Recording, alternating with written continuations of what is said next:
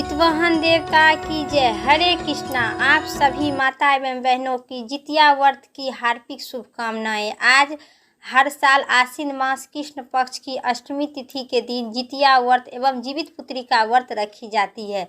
इसे जितवाहन और जीवित पुत्रिका व्रत के नाम से भी जानी जाती है।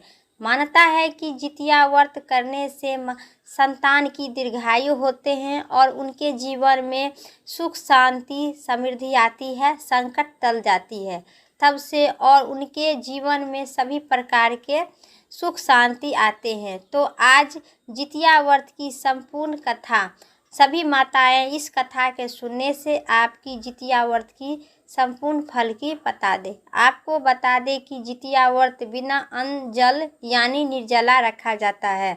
संतान के स्वच्छ जीवन और कामना के लिए माताएं महिलाएं पूरे नियम निष्ठा के साथ जीवित पुत्रिका व्रत रखती है। इसे जितिया व्रत आराम से और नहा खाए दिन के साथ इस व्रत को धारण किया जाता है। आज जितिया व्रत की चूल्ह और सियारनी की कथा है।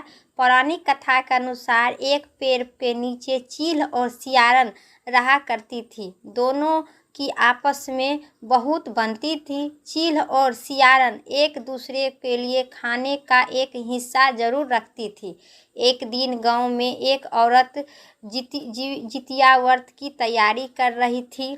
उन्होंने देखा कि चील का भी मन व्रत करने में लग गया। फिर चील ने सारा वृद्धा सियारन को जाकर सुनाई। तब दोनों ने तय किया कि मैं भी जितिया व्रत करूंगी। लेकिन अगले दिन जब दोनों व्रत रखा तो सियारन को भूख और प्यास दोनों लगने लगी।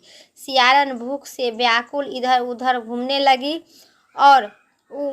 लगी। व्रत के दिन गांव में एक किसी व्यक्ति का मृत्यु हो गया। वह देखकर सियारन ने मुंह में पानी लेकर आई और उस व्यक्ति को मिझा कर फिर सियारन ने उस सर्व को खाकर अपनी भूख शांत की। तब भूख जो भी बचा वह भूल कर भी उन्होंने जितिया व्रत खंडित हो गया। वही चील ने पूरी निष्ठा और मन से जितिया व्रत का नियति की और दूसरे दिन पारण भी की। नियम के अनुसार चील ने फिर जितिया के पारण के दिन नदी स्नान करके एक गौशाला में गई। वह दूध में डूबकर दूध पीकर वो पारण की और सियारन ने वही व्यक्ति के सब खा ली। इसी दिन से सियारन का व्रत भंग हो गया और चील का व्रत निखंड रहा। चील और सियारन ने अगले जन्म में सगी बहन बनकर एक राजा के घर में जन्म ली और चील बड़ी बहन बनी और सियारन छोटी बहन बनी। दोनों के विवाह राजा के घर में ही हुआ। चील ने 7 बेटे का जन्म दी। वही सियारन ने बच्चों जन्म लेते ही मर जाते थे। ऐसे में अपनी बहन को खुशी और दुखी देखकर सियारन अंदर अंदर से जलने लगी, क्योंकि मेरी छोटी बहन को पुत्र सब सातों के सातों जीवित है, मेरा पुत्र होते ही मर क्यों जाता है। और उसने चील से 7 बेटे का राज पूछी।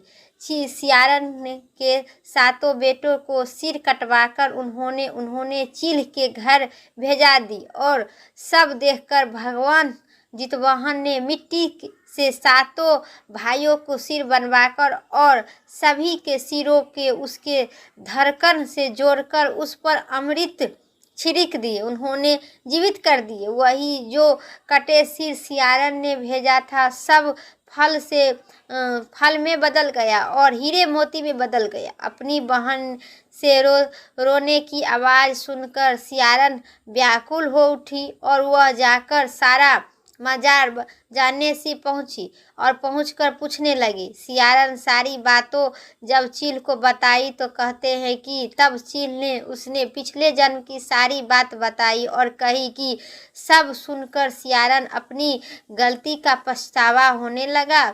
उसके बाद चील सियारन को उसी पेड़ के पास ले गई और भगवान जितवाहन की कृपा से उसे सारी बात याद दिलवाई। इससे सियारन इतनी दुखी हुई कि उनकी मौत उसी पेड़ के पास में हो गया।